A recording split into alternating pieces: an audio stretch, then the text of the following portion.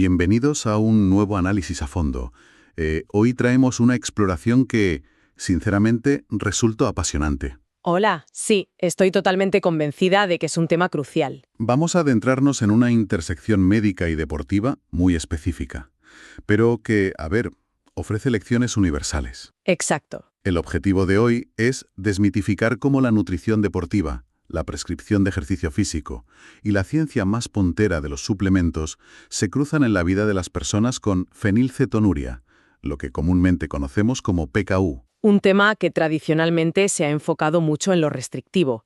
Ya sabes, lo que no se puede hacer. Claro, el famoso no puedes comer esto. Eso es. Pero hoy la misión es entender cómo es médicamente posible construir masa muscular y rendir al máximo nivel deportivo sin alterar el delicadísimo equilibrio metabólico que exige esta condición. Y para lograrlo tenemos sobre la mesa un apilamiento de fuentes verdaderamente fascinantes. Contamos con las guías clínicas europeas más recientes, también estudios cualitativos pioneros sobre las barreras para el ejercicio. Los de Skidmore son especialmente reveladores ahí. Sí, los grupos focales de Skidmore publicados en 2026. Y además, contamos con análisis nutricionales de última generación sobre los nuevos sustitutos proteicos. Un material muy completo, desde luego. Vale, vamos a desgranar esto. Como ya sabemos, en la PKU el manejo diario de la fenilalanina es el pilar fundamental, ya que el cuerpo no puede procesarla. Pero claro, el cuerpo humano sigue necesitando imperiosamente proteínas para recuperarse del esfuerzo y construir músculo. Y ese es el gran reto, la verdad.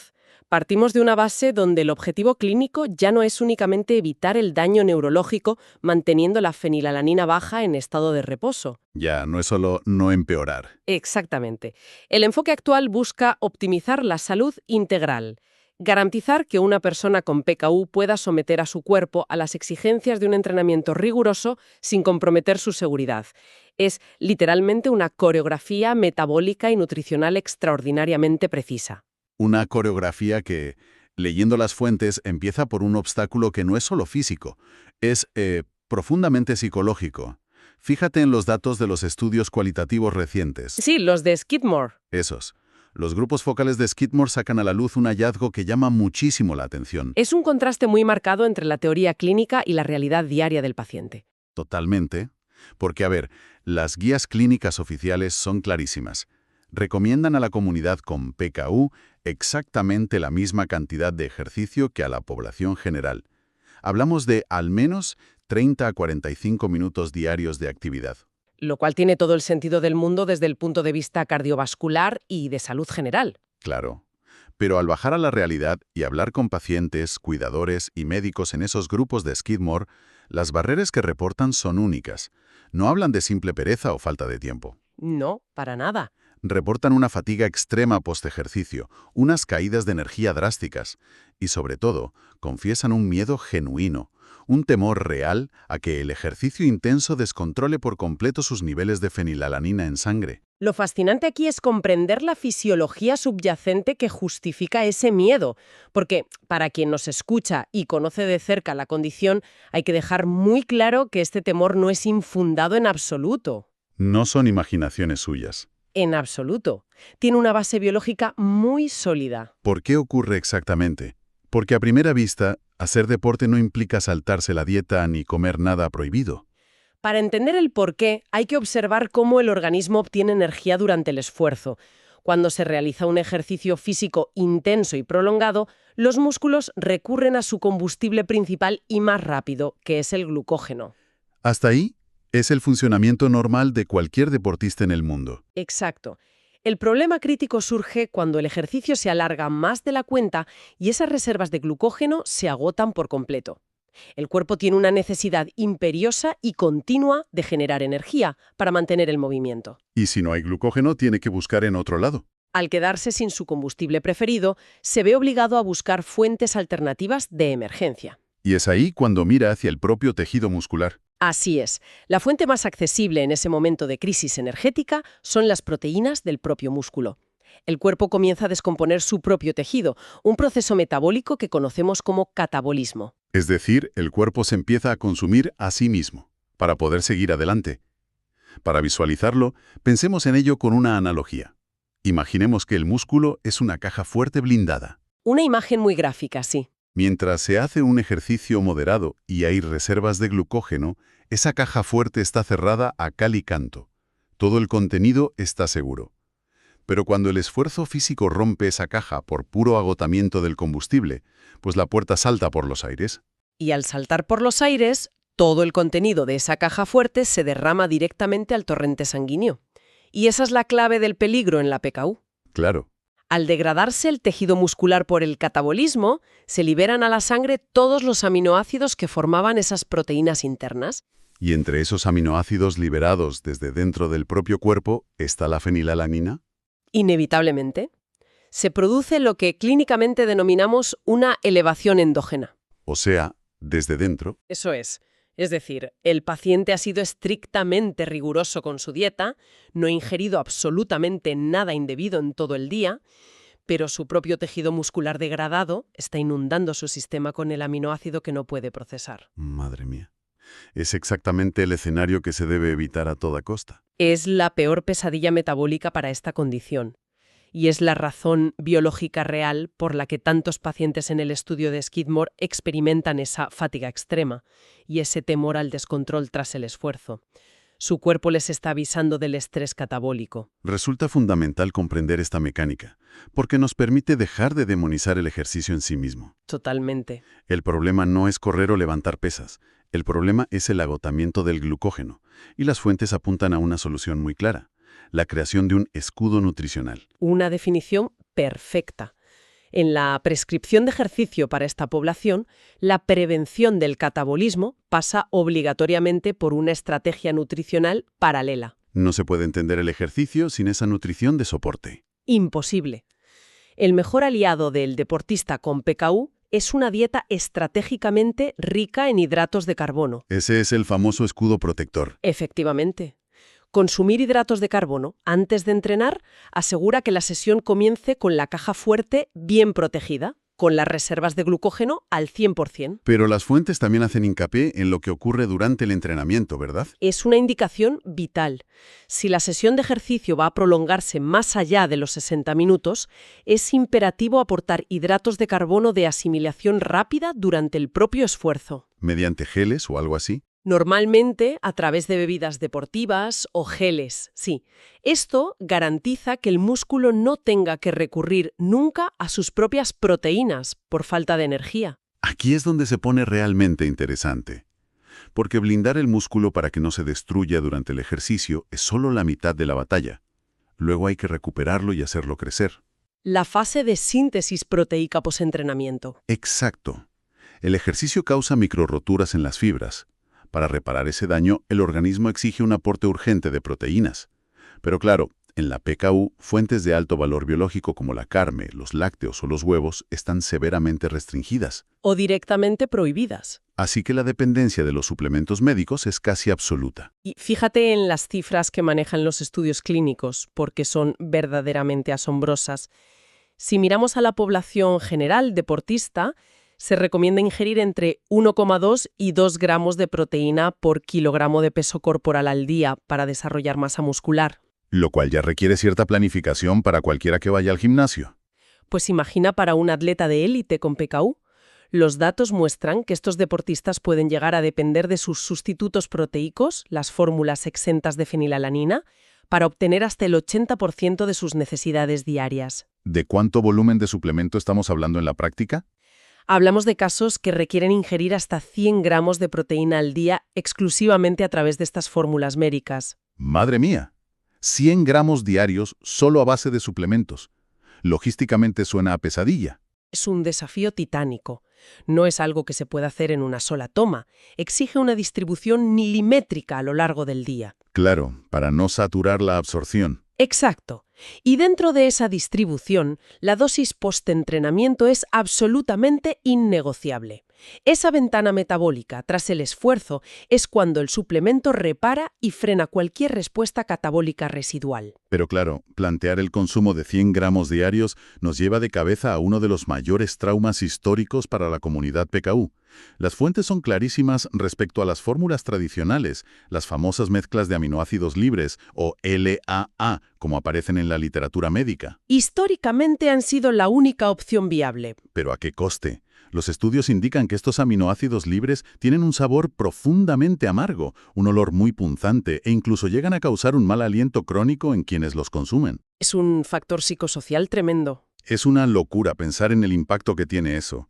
Imaginemos a un adolescente o a un adulto joven en el gimnasio que después de entrenar tiene que tomar un batido que sabe y huele a medicina amarga. Y hacerlo diario. La adherencia al tratamiento cae en picado, lógicamente. Si conectamos esto con el panorama general, esa falta de adherencia por cuestiones organolépticas, por el mal sabor y olor, ha sido el gran eslabón débil en el tratamiento clínico durante décadas. De nada sirve la prescripción si el paciente no se lo puede tragar. Por muy perfecta que sea la prescripción de ejercicio, si el paciente no tolera el suplemento de recuperación, el sistema fracasa por completo. Y es justo ahí donde la ciencia alimentaria ha dado un golpe sobre la mesa. La introducción del glicomacropéptido, o GMP. Las fuentes hablan de esto casi como un cambio de paradigma. Y lo es. El salto cualitativo es monumental. Cuéntanos qué es exactamente porque suena muy técnico. Bueno, el GMP no es una mezcla sintética de aminoácidos aislados en un laboratorio. Es un péptido bioactivo, una proteína intacta, que se extrae de forma natural del suero del queso durante su elaboración. Y la magia de este péptido, por lo que leo en el análisis nutricional, es su perfil. Exacto. Su gran ventaja es que, por su propia estructura, carece casi por completo de fenilalanina de forma natural. Es una auténtica revolución. Resuelve de un plumazo el problema del sabor amargo y el olor de las fórmulas tradicionales. Mejora la palatabilidad de forma radical, lo cual asegura que el deportista realmente se tome su dosis de recuperación sin que sea un suplicio. Pero a nivel fisiológico, el GMP va muchísimo más allá. No es solo proteína que sabe bien, ¿no? Que profundicemos en eso, porque los beneficios que detalla la literatura científica reciente son impresionantes. Sí, las fuentes son muy específicas sobre sus propiedades. Al ser una proteína intacta, su digestión y absorción en el intestino son fisiológicamente mucho más naturales y menos agresivas que las de los aminoácidos libres. Para empezar, actúa como un potente prebiótico. Estimulando la flora intestinal. Exactamente. Fomenta la producción de ácidos grasos de cadena corta que nutren y fortalecen el microbioma. ¡Qué interesante! Y además tiene efectos antiinflamatorios y antioxidantes documentados. Fíjate, las fuentes mencionan un detalle muy específico sobre esto. Protege las células intestinales del estrés oxidativo inducido por el peróxido de hidrógeno. Es un dato crucial. Ese tipo de estrés oxidativo severo en el intestino es curiosamente una complicación que suele agravarse tras años de consumir mezclas tradicionales de aminoácidos libres. O sea, el tratamiento antiguo dañaba el intestino y el nuevo lo repara. En cierto modo sí, el GMP actúa como un reparador de ese daño celular. Y a nivel de saciedad y composición corporal, también hay diferencias notables en los estudios, ¿verdad? Muy notables. A nivel metabólico, el consumo de GMP promueve una mayor liberación de la hormona amilina. ¿Que es la responsable de la saciedad? Eso es.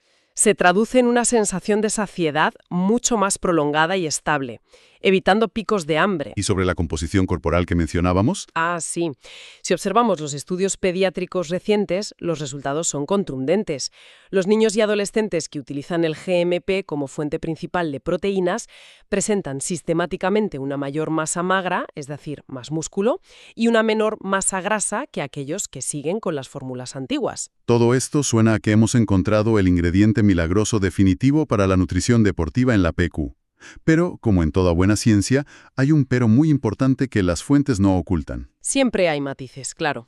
El GMP en su estado puro tiene un par de carencias críticas, ¿no? Es vital señalarlo, sí. El GMP puro no es un sustituto proteico completo por sí solo. Por un lado, por muy purificado que esté el suero lácteo, siempre arrastra unas trazas residuales de fenilalanina. El análisis muestra unos 36 miligramos de fenilalanina por cada 20 gramos de proteína equivalente. Es una cantidad pequeña, sin duda. Pero en la planificación diaria de un paciente con una PKU estricta, esos miligramos hay que contabilizarlos milimétricamente. No se pueden ignorar. Claro, todo suma. Y el segundo gran problema es que, por su propia naturaleza, al GMP le faltan ciertos aminoácidos esenciales que el cuerpo humano no sabe fabricar. Y que son precisamente absolutamente críticos para construir nuevo tejido muscular tras el ejercicio. Es el gran reto al que se ha enfrentado la ingeniería nutricional en los últimos años. ¿Y cómo se soluciona para que pase de ser simplemente una buena idea a una herramienta anabólica real? Mediante la creación de fórmulas híbridas. La industria toma el GMP base, con todos sus beneficios intestinales y su buen sabor, y lo enriquece artificialmente añadiendo los aminoácidos esenciales que le faltan. Y dentro de esos aminoácidos añadidos hay uno que destaca: Hay un protagonista indiscutible cuando se trata de recuperación deportiva. la leucina. La leucina, en efecto. Quien esté familiarizado con el mundo del entrenamiento de fuerza y la hipertrofia seguramente conoce el nombre. Pero en este entorno metabólico tan complejo, ¿por qué es tan crítica esta combinación de GMP más leucina? Porque la leucina hace mucho más que simplemente formar parte del músculo, como si fuera un ladrillo más. Es una molécula señalizadora. Actúa como un auténtico interruptor maestro en el cuerpo. ¿Un interruptor para encender qué exactamente? Para encender la síntesis proteica. Cuando ingerimos leucina y sus niveles se elevan en la sangre tras el entrenamiento, activa directamente una vía celular muy específica llamada vía mTOR. La famosa vía mTOR clave en la hipertrofia. Exacto. Podemos imaginar la vía mTOR como el director de obra en un edificio. Me gusta esa analogía. Cuando la leucina activa al director, este da la orden inmediata a las células de empezar a construir y reparar las fibras musculares. Es una sinergia perfecta entonces. Totalmente. Tienes el GMP que aporta una absorción fisiológica excelente, protege el intestino y sobre todo garantiza que el paciente se tome el batido porque sabe bien. Y al añadirle la leucina, le estás dando la orden directa al músculo de que crezca y detenga de inmediato el catabolismo. Es una herramienta nutricional potentísima para asegurar que el esfuerzo físico se traduzca en adaptaciones positivas y no en estrés metabólico. Entonces, ¿qué significa todo esto a nivel práctico? Significa que estamos ante un avance clínico monumental que cambia las reglas del juego. Sin lugar a dudas. Pero ojo con esto, porque revisar las fuentes a fondo también nos exige lanzar una advertencia rotunda. Sí, hay un riesgo importante derivado de la propia comercialización del GMP que no podemos pasar por alto. Significa que es indispensable aprender a leer las etiquetas nutricionales con un ojo muy, muy crítico. La industria sabe que el GMP sabe mucho mejor y en su afán por hacerlo aún más atractivo para el consumidor han lanzado formatos súper modernos. Productos muy enfocados al estilo de vida actual, Hablamos de barritas energéticas, batidos listos para beber, texturas crujientes. que imitan a la perfección la suplementación deportiva comercial de cualquier supermercado. Exacto. El gran peligro es que las fuentes advierten que muchas de estas formulaciones modernas basadas en GMP ocultan cantidades alarmantes de azúcares simples y grasas saturadas. Todo para mejorar la textura y tapar cualquier mínimo sabor residual en el suero. Y aquí es donde el contexto del paciente dicta sentencia. Ese exceso de calorías vacías es un riesgo metabólico que no debe subestimarse bajo ningún concepto. Porque, a ver, si un paciente es sedentario, o es alguien que hace deporte aficionado, que sale a trotar media hora a la semana, Si ese perfil de paciente comienza a consumir estas barritas hipercalóricas de GMP sin un control dietético muy riguroso, el resultado puede ser totalmente contraproducente. claro, Corre un riesgo elevadísimo de desarrollar sobrepeso u obesidad. una comorbilidad que de hecho ya amenaza de base a la comunidad con PKU. Exactamente. Hay que recordar que la dieta estándar para el manejo de la PKU, al restringir drásticamente la proteína natural, se apoya enormemente en los hidratos de carbono y productos aproteicos artificiales. Pastas y arroces especiales bajos en proteínas. Eso es una dieta que, por naturaleza, predispone a un mayor riesgo de sobrepeso por la carga de carbohidratos. Si a ese escenario le sumamos suplementos deportivos cargados de azúcares ocultos, el problema se multiplica rápidamente. Es un aviso crucial para quien nos escucha. El uso del GMP enriquecido con leucina es una maravilla científica, pero debe calibrarse de forma muy estricta con el nivel de actividad física real del individuo. No es tomar suplementos por tomarlos. Requiere, desde luego, la supervisión constante de un profesional de la nutrición especializado en errores metabólicos. Un equilibrio verdaderamente delicado. Recapitulando toda esta dinámica exploración que hemos hecho hoy, creo que queda meridianamente claro que el ejercicio físico no debe ser el enemigo en absoluto. ¡Para nada! Aunque es totalmente comprensible por el riesgo del catabolismo muscular y la liberación endógena de fenilalanina, se puede y se debe superar. Las herramientas científicas para superarlo de forma segura ya están sobre la mesa. Así es, con una estrategia inteligente de carbohidratos para crear ese escudo protector que preserve el glucógeno, y sumado al uso estratégico de sustitutos avanzados como el GMP enriquecido con leucina en la ventana post-entrenamiento. Exacto. Alcanzar el máximo rendimiento deportivo es una realidad. Mantener el equilibrio neurológico y aumentar la masa muscular son metas totalmente compatibles a día de hoy. Ya no hablamos simplemente de sobrevivir a la restricción dietética, sino de empoderar al individuo para que pueda sobresalir en el ámbito físico, si así lo desea. Es un mensaje increíblemente positivo y fundamentado en la ciencia más reciente. Aunque esto plantea una pregunta importante. Una reflexión final que, si analizamos los datos en profundidad, va mucho más allá de los errores congénitos del metabolismo. A ver, cuéntanos. A lo largo de esta exploración, hemos visto cómo el uso de péptidos bioactivos como el GMP no se limita a ser una simple fuente de nitrógeno tolerable. Cierto. Altera positivamente el microbioma intestinal, frena el estrés oxidativo por peróxido de hidrógeno y, de la mano de la leucina, enciende la vía mTOR y detiene la degradación del tejido muscular. Y todo esto en un entorno metabólico increíblemente estricto y complejo como es el de la PKU. Actúa como un escudo biológico a múltiples niveles. Entonces, si esta nutrición deportiva hiperpersonalizada es capaz de prevenir el catabolismo y fomentar la síntesis de músculo bajo restricciones fisiológicas tan severas, ¿podrían estos mismos péptidos bioactivos modificados ser la clave médica del futuro para combatir la sarcopenia en la población general? Fíjate, la pérdida masiva de músculo asociada al envejecimiento. Exactamente. La sarcopenia devasta la calidad de vida de la población a medida que envejece. Estamos observando aquí mecanismos de protección muscular y celular tan potentes y con una asimilación tan amigable para el intestino, que su aplicación clínica en la geriatría o en enfermedades debilitantes es un área de investigación inmensa. Es un campo que, francamente, apenas estamos empezando a rascar. Problemas de salud globales. Así es la ciencia. Todo está conectado. Ha sido un recorrido verdaderamente revelador por la fisiología, el metabolismo y la innovación nutricional. Gracias por acompañarnos en esta exploración. Como siempre, animamos a seguir cuestionando, a revisar siempre las fuentes y a mantener intacta la curiosidad por comprender cómo funciona realmente la asombrosa maquinaria humana. Hasta la próxima.